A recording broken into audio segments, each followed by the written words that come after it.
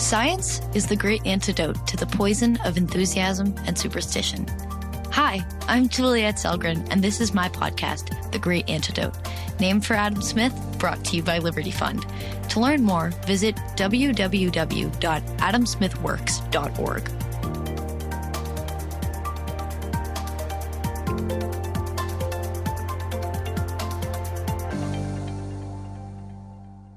Hi. The Great Antidote is on a break from recording new episodes currently.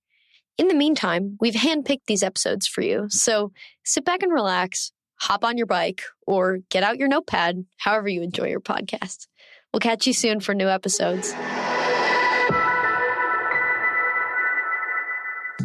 Welcome back to my podcast. Today, I'm super excited to talk to Russ Roberts, an economist who has an all too rare ability to explain really complicated issues in uncomplicated language that's easy to understand. He's a research fellow at Hoover Institution, a host of a very popular podcast, EconTalk, which you've probably heard of, and he's the author of many books, including a few novels. But today, Russ and I are going to talk about his most recent book, which is called How Adam Smith Can Change Your Life, an unexpected guide to human nature and happiness. That's right. Russ wrote a book about a Scot who was alive several hundred years ago, and he's going to tell us how a great scholar can change your life. Welcome. Great to be with you, Juliette. Before we start, I want to ask you, what is the most important thing that people my age or in my generation should know that we don't? Well, I don't know if I know the answer to that question. Well, I know I don't know the answer, but I will give you some very cheap advice, and you can chew on it, think about it. I think there are a couple things. I'm going to cheat and offer you two pieces of advice. The first is, don't be afraid to fail. A lot of people, I think, just assume that once you've messed up, it's over. You can't get back on your feet. You can't recover. And the great thing about, I think, the modern world is, to a large extent, you can get back on your feet and you can recover. And don't be afraid to fail. Take some chances. And my other piece of advice is related to it, which is I meet a lot of young people who think they have to have a plan, and then they have to execute the plan. I've got to get really good grades, so I go to law school, become a lawyer, make a lot of money, take care of my family, whatever. And, it's okay to not do exactly what you think you're supposed to do. You may not like law school. You may not like being a lawyer. I know a lot of unhappy lawyers. I know some happy ones too. But I think people get a lot of comfort from knowing the plan. And I think there's a value to seeing life as a little more of an adventure, where you find out what you like and don't like along the way. That's true about going to college, what you major in college, what you do in your first job out of college. And I'm going to throw out one more other piece of advice, which is, don't take the job that is your first job out of college or grad school. Don't take the job that don't necessarily take the job that pays the most money. It's okay to take the one that pays the most money, but try to take the one where you're going to learn the most. That's going to make your life more interesting. That's going to make your career more interesting. And I think in today's world, people feel like there's a lot of pressure. And chill out. That's my advice. I think that's really good advice. I mean, especially like now, at least for people like my age specifically, we're all like about to apply to college and have already started, and we're all like so stressed out. So I think kind of a reminder that it's not the end of the world, that like one decision is not going to set you on a trajectory that like you have to do exactly what you think you're going to do now. I think that's really important to remember. The other related piece of advice to that is that you're afraid, if I don't get into such and such a college, my whole life's ruined. And that's usually not true. And it's usually the data that people use to look at that. Well, people go to this college to make so much more money than people go. Yeah, well, doesn't mean you're going to be like them. And you don't know how much of the gains from going to college or to that particular college are due to who goes there rather than the college itself. So what it means for you is really unclear. I think there's a lot of pressure from parents, which I think is kind of tragic, to get into the most prestigious fanciest college, and there's nothing wrong with going to a less prestigious, less fancy college, or going to community college for a year and save some money. And if you can handle living from home, especially today with the pandemic going. So I just think there's a huge amount of stress on high school juniors and seniors to maximize their SAT score and get into the best school that they can get into, as if their life will be ruined if they don't get into that particular school. And it's really not true. Yeah, I mean, I don't know. I remember I used to kind of be like that. And then this pandemic hit. I was like, well, it's actually just that I want to learn instead of maximizing my potential future output as a worker or a college student. I just was like, I want to have as much information available to me as I can find. But there are other ways to do that. So yeah, and here I am. Learning's a really good idea. I've remarked on this at EconTalk many times that I have a son who's majoring in philosophy, and people say, well, what's that good for? And I say, thinking. Thinking seems to me like a good skill to have. So I just think people are also worried that if they don't study, say, business or engineering, their life will be unsuccessful because they don't have a natural place to find that first job. And I just think that's, not true. I want to ask you how you became the Bastia of modern economics.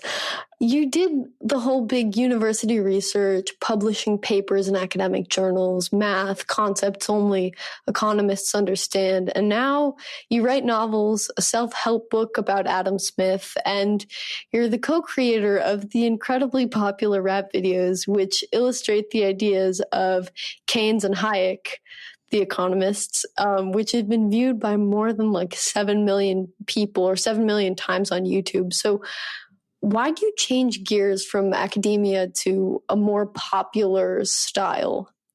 I think it's a combination of things that helped me get to this rather strange career of podcaster, movie maker, novelist, etc.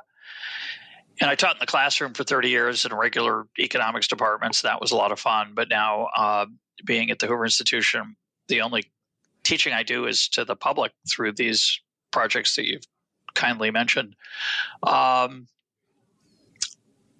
was, regular economics is kind of dry, kind of boring. And I had the opportunity to live in we live in a time where there's so many wonderful outlets for creativity, like video, like audio, like writing a novel. And I love getting people excited about economics and the economic way of thinking, and increasingly about philosophy, by using other methods than just sort of the standard journal articles. And, also I don't think I worked hard enough at that academic side. And I found myself enjoying working hard at those other things. So it was kind of an easy choice for me. It's a little bit risky. There were some times when I thought my career might not go so well, but I've been very, very fortunate and blessed to be able to create the things I've been able to create. I would like to talk briefly about the Keynes versus Hayek videos. Mm-hmm. So there are two of them, rounds 1 and 2.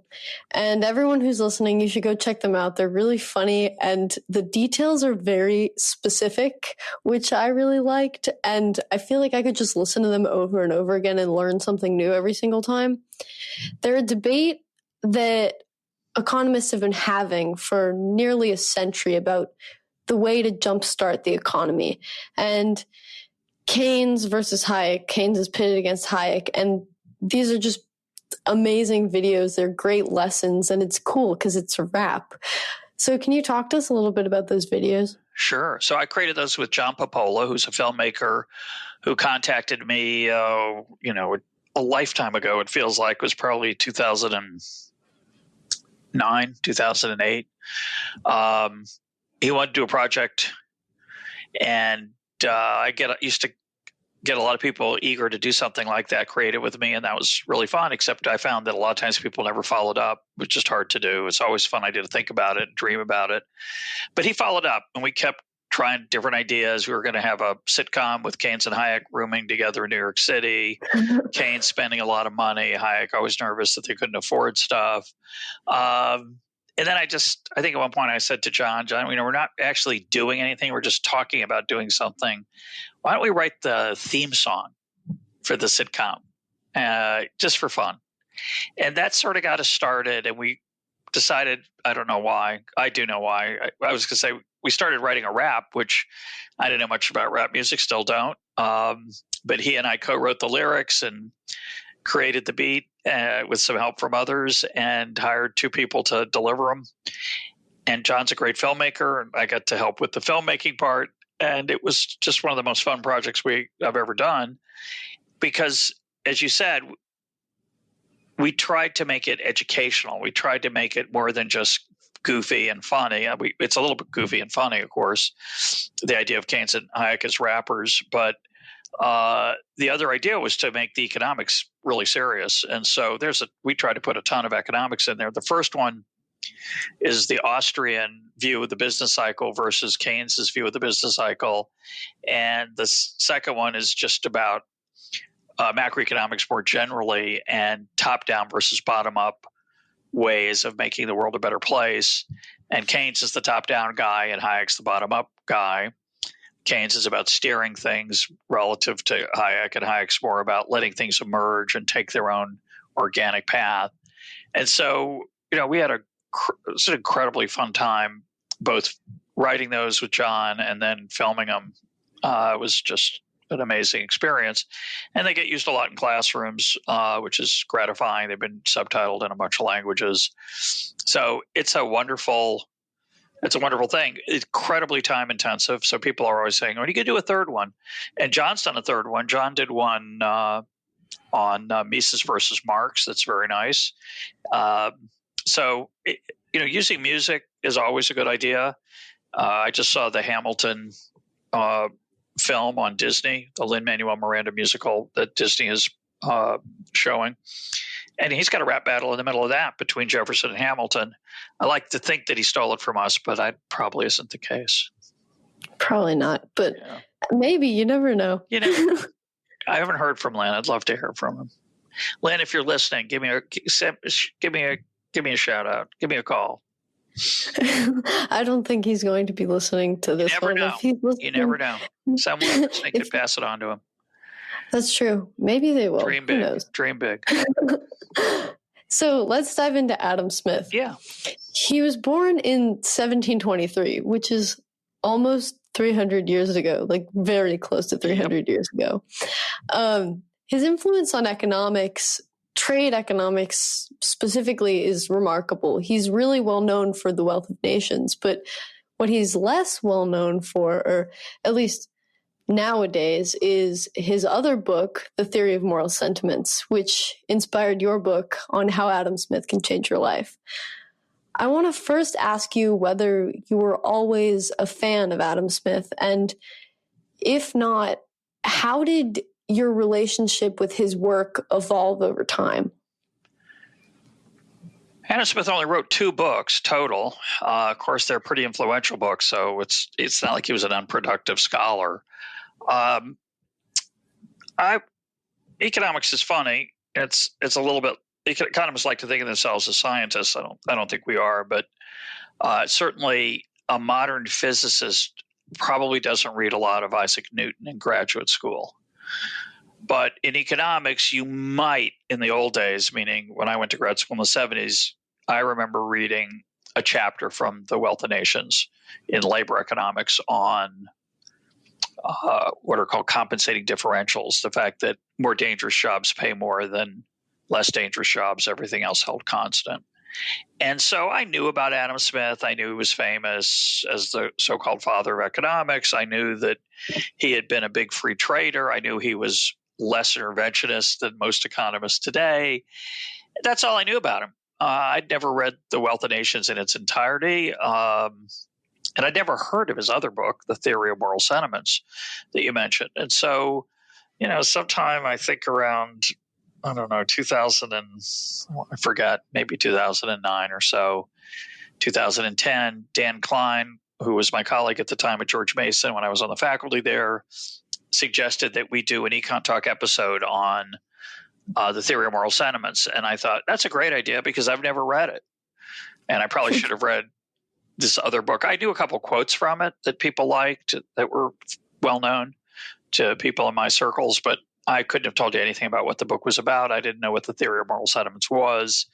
So as I say in my book, How Adam Smith Could Change Your Life, I picked up the theory of moral sentiments, thinking I'll just prepare for this interview with Dan Klein, and I can't really understand any of it. I'm really in trouble, and I'm thinking, why did I agree to this? This is embarrassing. And so I put it down, and I picked it up again, and I made some progress, and then I got that kind of the hang of it.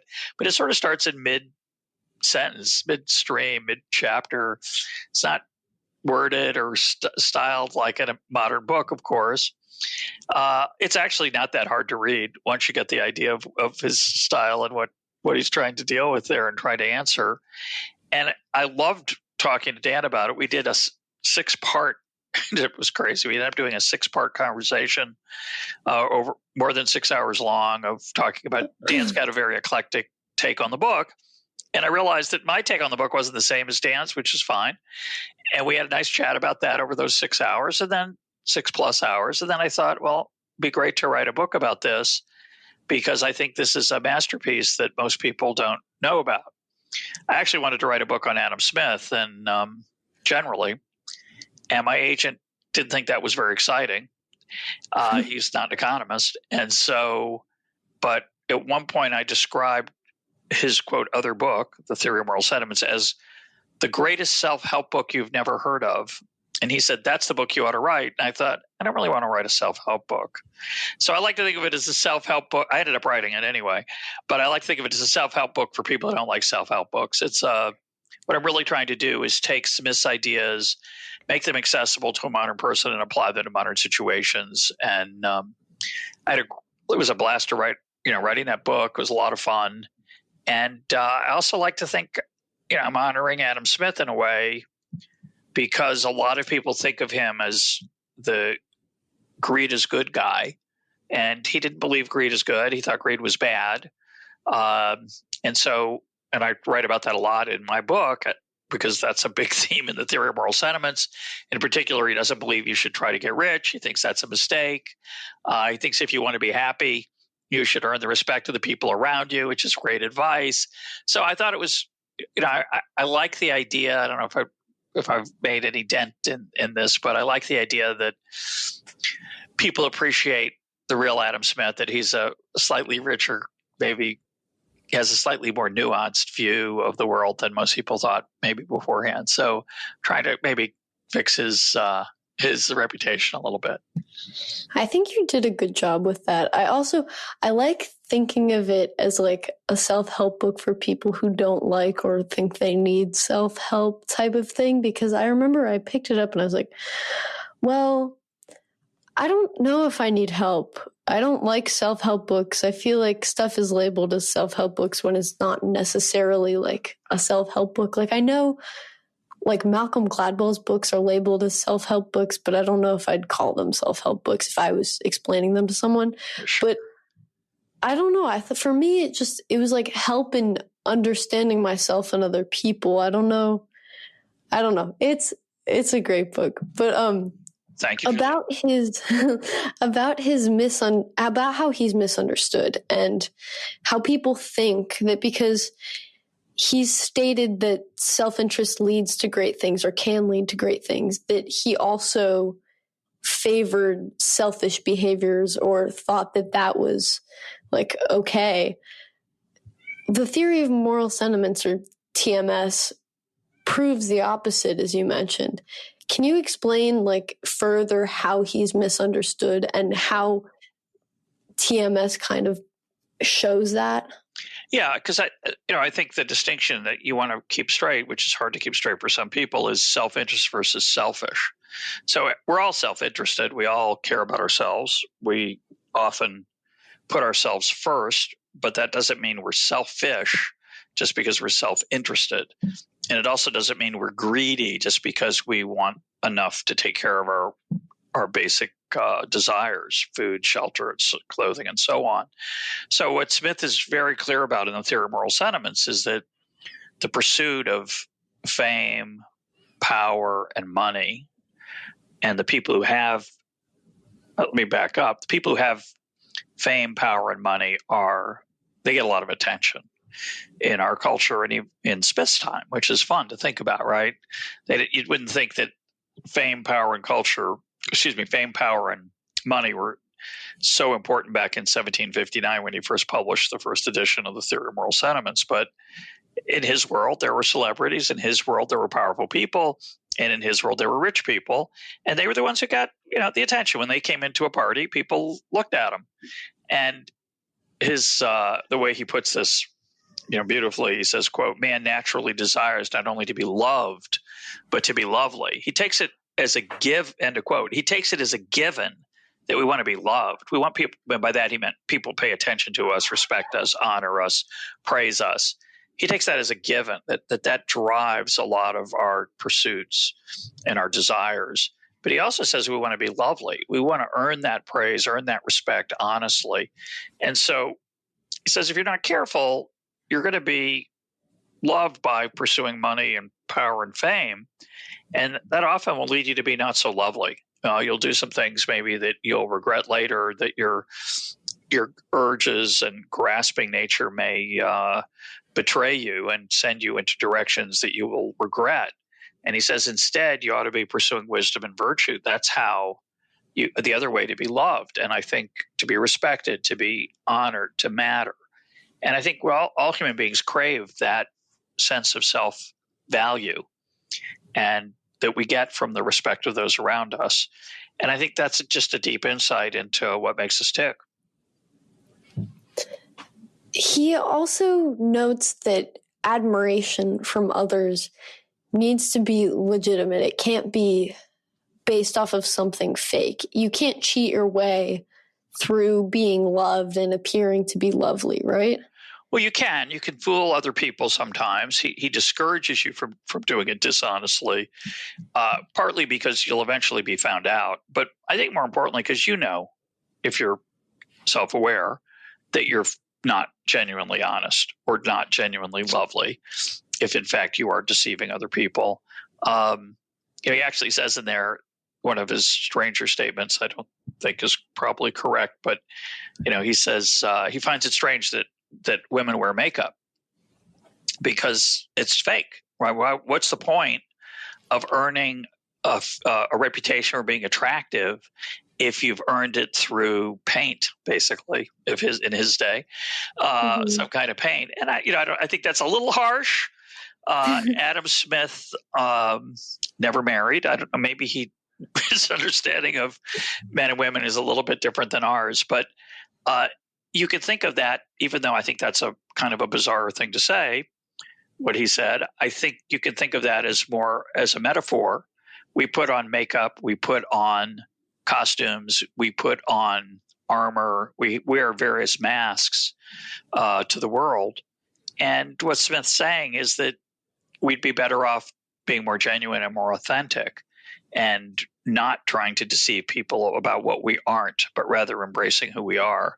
And that's hard advice to take, but it's really good advice, I believe.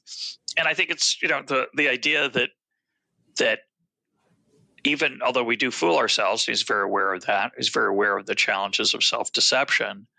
There are always going to be moments when we're honest and realize who we really are. I often think about the imposter syndrome, the idea that, oh my gosh, people are going to realize I don't know what I'm supposed to know. I don't know how to do what I'm supposed to know how to do. And there comes a point in your life, if you're lucky, where you learn to say, I don't know everything. But that doesn't make me an imposter. It makes me a human being. But I think we're so vulnerable and worried about that vulnerability that we put on these masks and armor and makeup. I don't mean necessarily physical makeup, but just the ways that we shield ourselves from people's view of who we really are. And Smith's saying, you're going to be happier if you're more honest and authentic. And of course, that means you should probably behave a certain way because you want to be perceived as honorable and respected and praised. and mattering. And so it's not a bad way to lead your life. Can you talk to us about the role of what Smith calls the impartial spectator plays into this process? Is it like a conscience? How is it different from God? Well, it's like conscience. It's a little like God, although Smith is, very eager to point out that people who do the right thing, who act honorably or act altruistically, he says that, they're not necessarily acting because of the way they were raised and the way that the religious motivations that some people have. He argued that we do the right thing most of the time because we want people to respect us. We want people to think highly of us. And you have to be careful. That sounds a little bit like that sounds inauthentic to an extent, right? If you're not careful, you could argue that means, I'll just need to impress other people.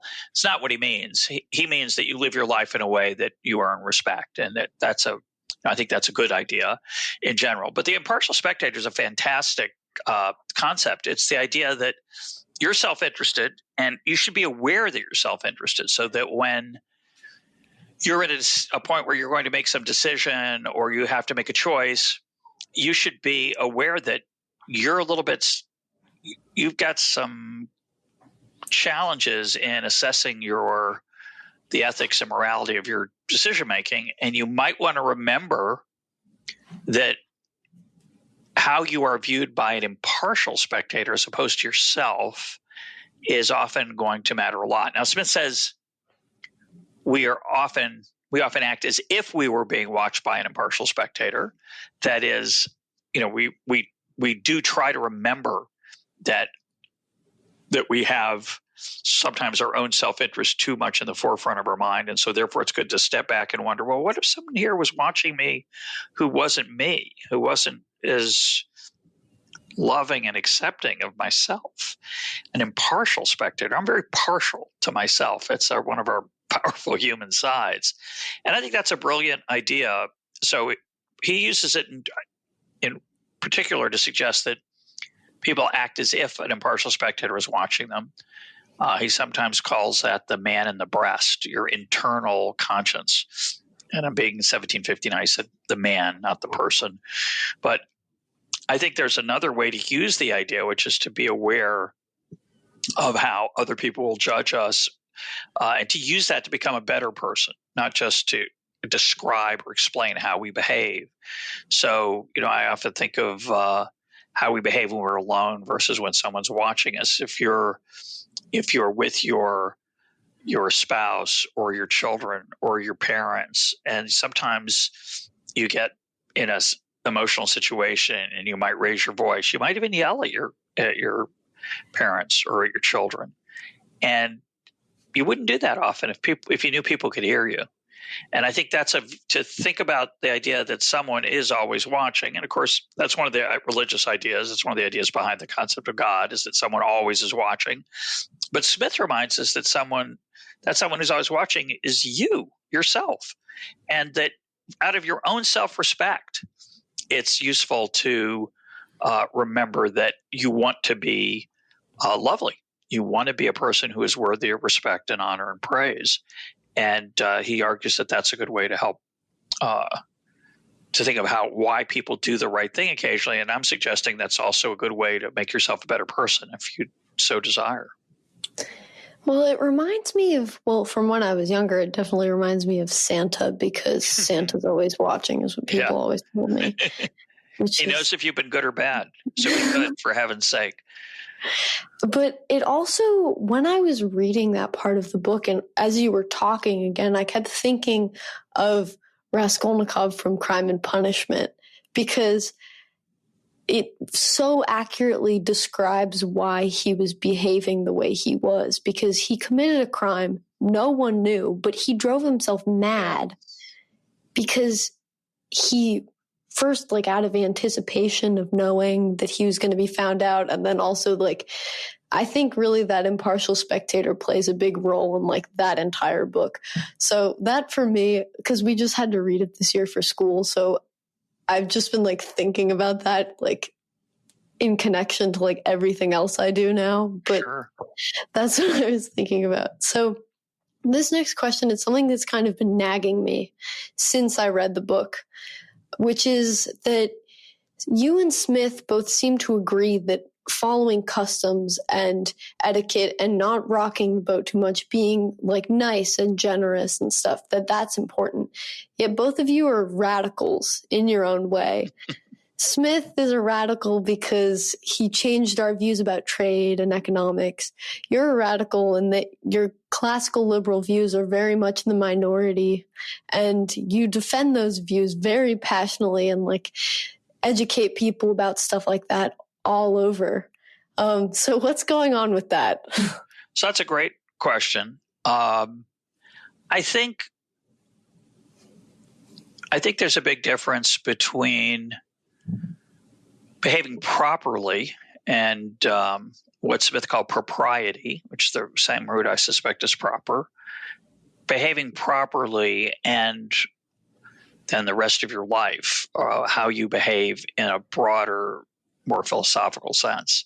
Propriety and those norms that you talked about that Smith certainly thought you should comply with, and that I think in general are good to comply with. Those are to allow other people to interact with us in an easy way. So, if you and I we're not doing this face to face, we're doing this over the internet, right?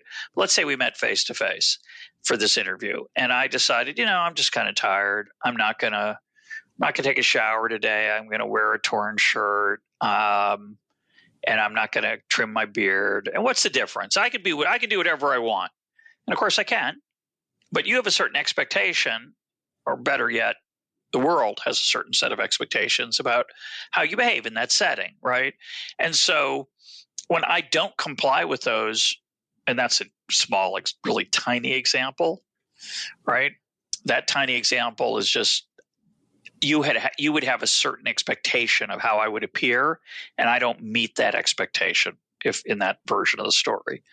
Then the next level would be I talk a lot, I'm rude, I interrupt you all the time, I make bad jokes that you don't think are funny, or worse, that are tasteless or cruel. Well, that's not appropriate.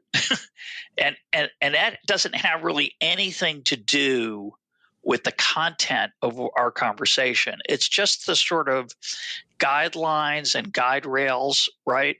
But within those guidelines, once I comply with the norms that are expected of me, so that I put you at ease. So I dress appropriately. It doesn't mean I have to wear a suit, right? Mm-hmm. But I've trimmed my beard, and my clothes are nice and clean, and I don't smell. I've met the standards, and then I'm polite.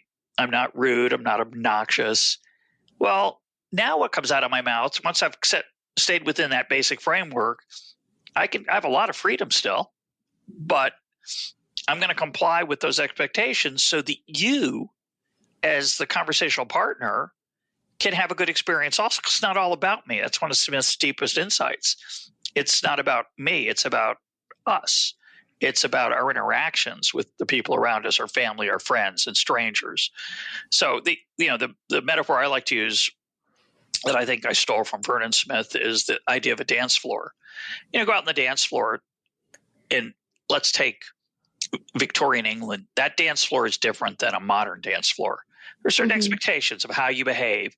But in most dance floors, whether they were in 1759, 1859, 1959, or 2020, it's not appropriate to step on other people's toes. It's not appropriate to shove people around and bang into them, unless that's different kind of club.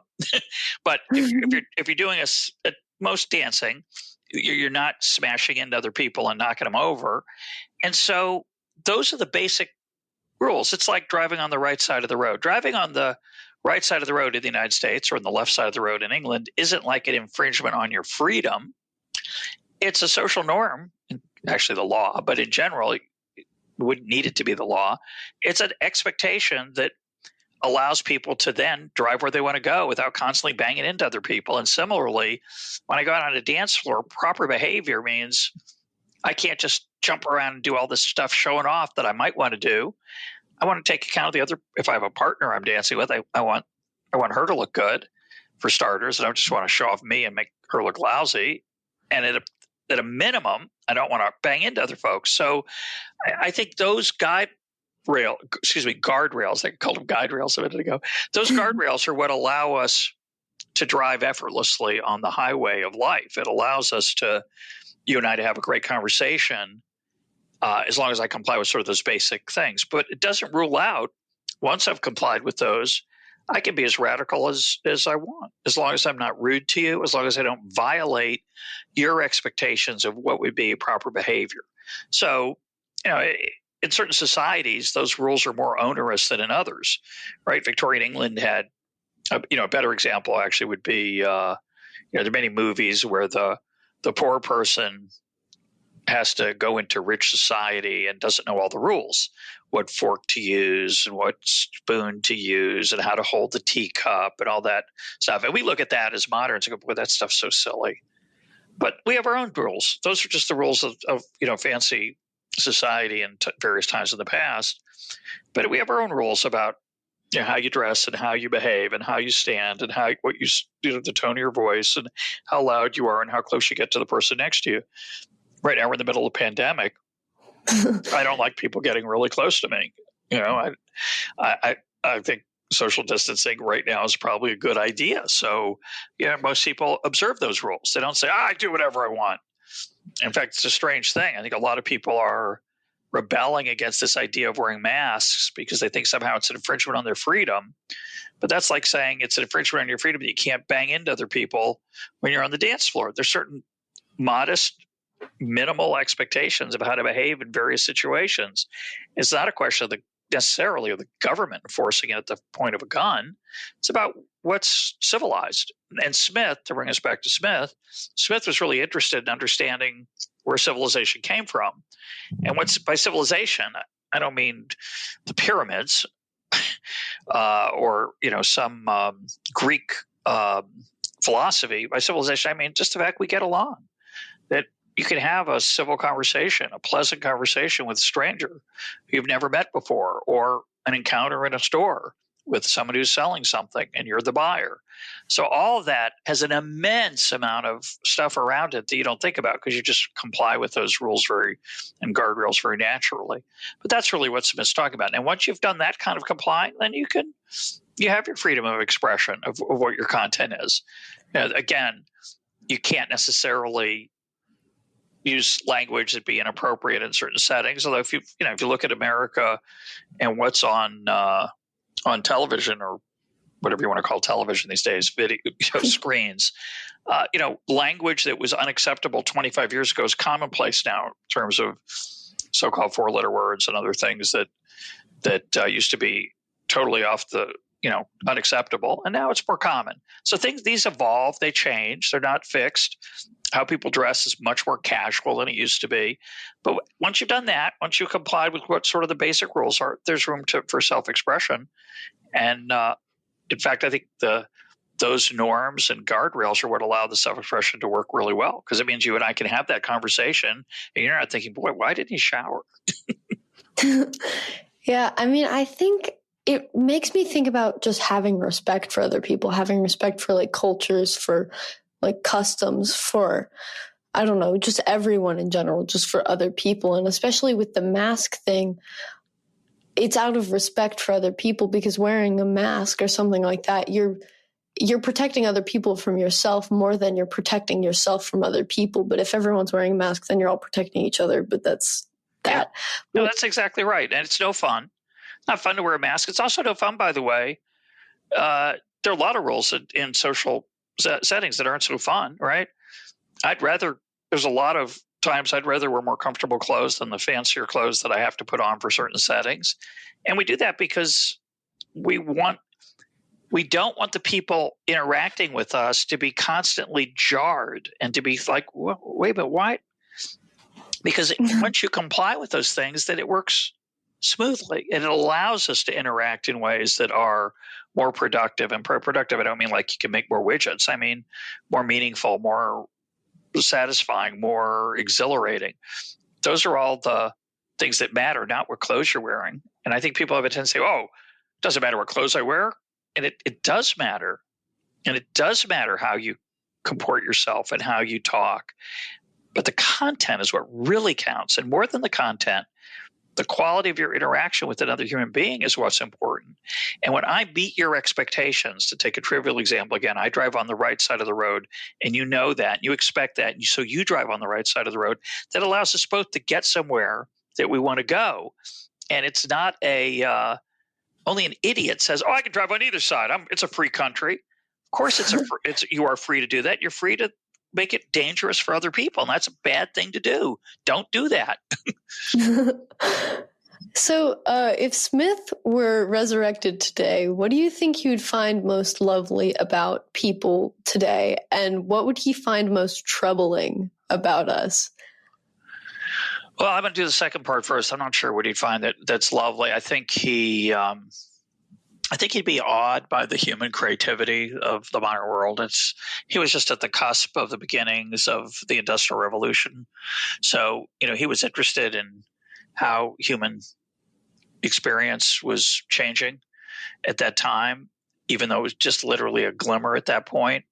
I think he would have found this world we live in kind of extraordinary. So that's the part I think he'd like. The part he wouldn't like, I said I'd answer this first, but I guess I'm answering it second. The part he wouldn't, I don't know if he'd dislike it, but I think he'd be somewhat taken aback by social media, because he talks about our urge to overreact to that natural tendency we have to be loved. And I think social media, the pursuit of likes and Twitter followers, and I don't do Instagram. I don't know what the equivalent is there, but we're always looking for that dopamine thrill of, oh, I got another follower, or I'm up over this certain number. And I think that would have alarmed him to some extent, the ability that social media gives us to pursue that kind of celebrity status that, I want to impress the people around us. He understood very deeply that part of us. He also understood very deeply our desire for our love of powerful people, which I mentioned earlier. It's a very natural human response to actually like powerful people. And I think, we see this around the world. We see it throughout history, that not every dictator is unpopular. A lot of people like dictators. They like the idea that someone's in charge, that's taking care of them. They even understand that sometimes they might exploit them, but they still have some respect for how powerful and successful they are. And Smith really writes eloquently about that. I talk a little bit about that in the book. And in his day, he was spared the modern horrors of the totalitarian states of the 20th century. But I don't think they would have surprised him, the lure and seductive appeal of it's typically a man, a strong man, a person who's going to take charge and fix things. And I think that's a very dangerous impulse of human beings. And Smith, I think, thought so too. And I think he would be very unhappy about that, uneasy with it at least. Before we close, I want to switch gears and talk about podcasting a little bit. Sure. You're the founder and host of what I think, at least, is the world's best known economics podcast called EconTalk. What lessons of being a podcast host have you learned over the years? So it's been an amazing intellectual journey for me. We talked earlier about the value of learning and just growing intellectually and thinking and philosophy. And I originally started interviewing economists, and now they're a much smaller portion of my guest list. I still interview economists, but I tend to interview philosophers and historians and cultural critics and others.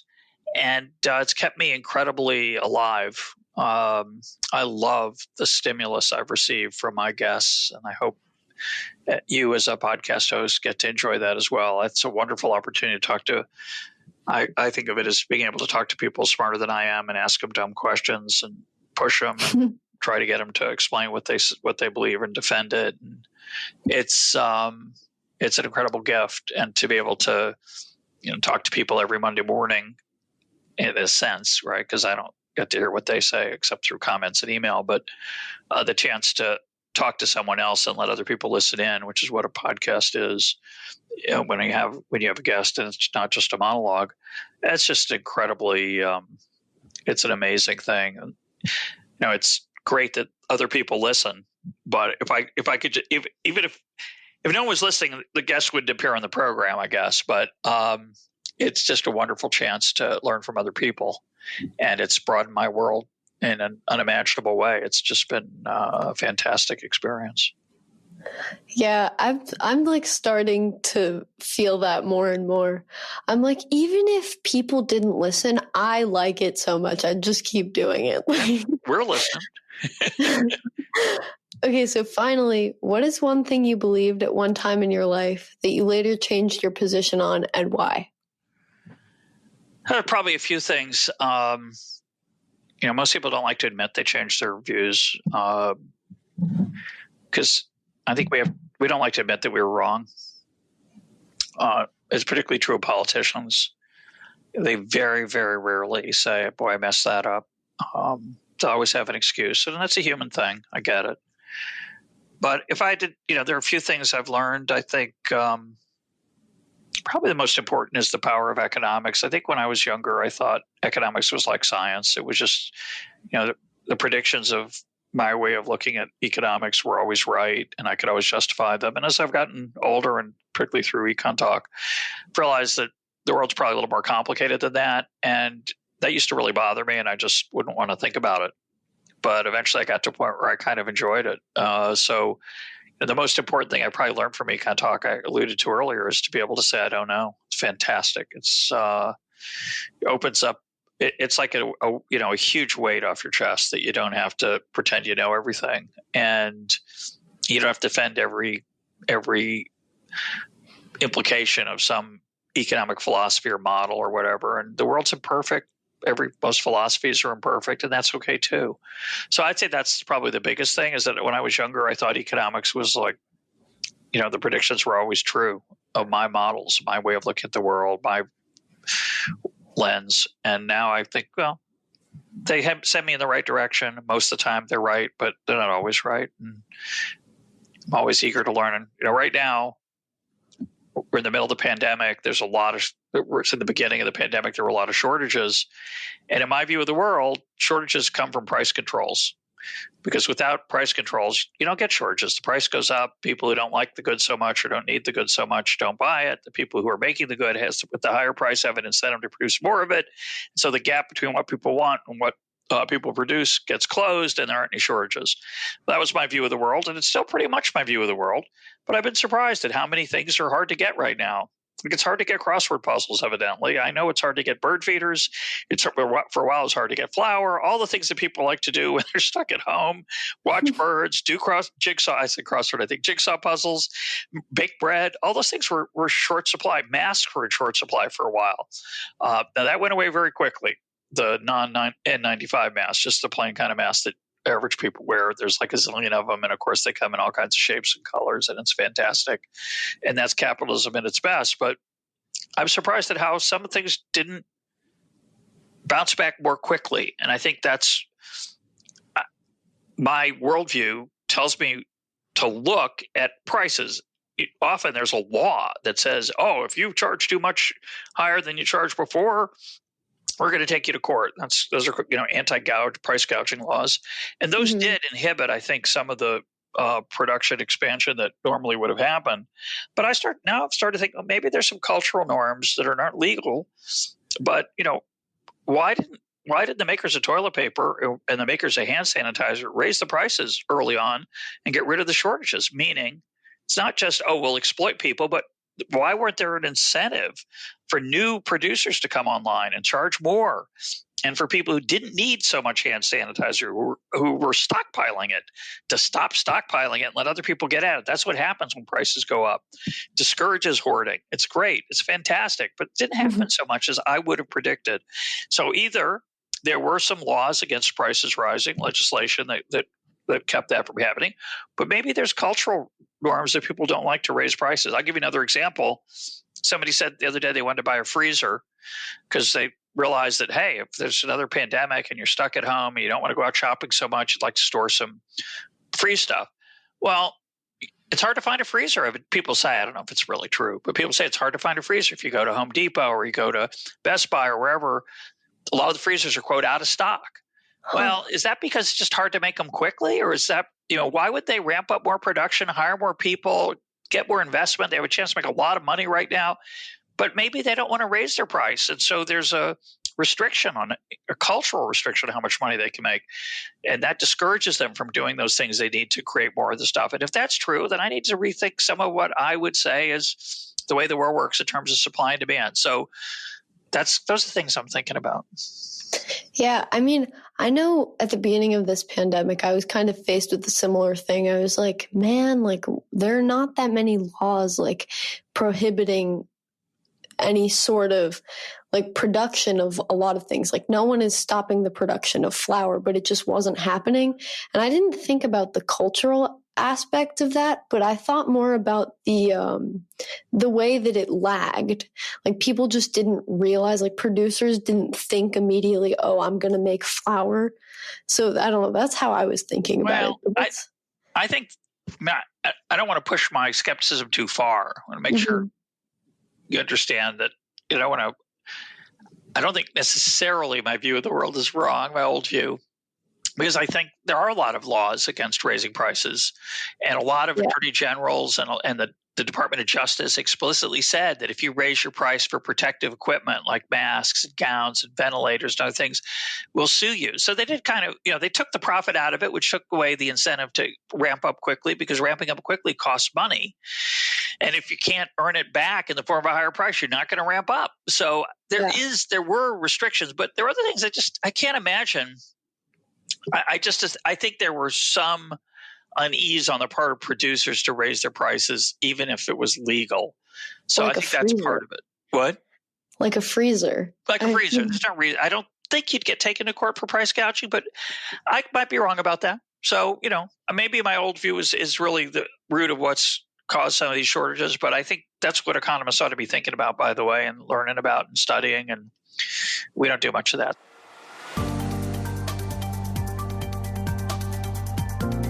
Once again, I'd like to thank my guest for their time and insight, and I'd like to thank you for listening to the Great Antidote podcast. The Great Antidote is sound engineered by Rich Goyette. If you have any questions, any guests or topic recommendations, please feel free to reach out to me at thegreatantidote@gmail.com. Thank you.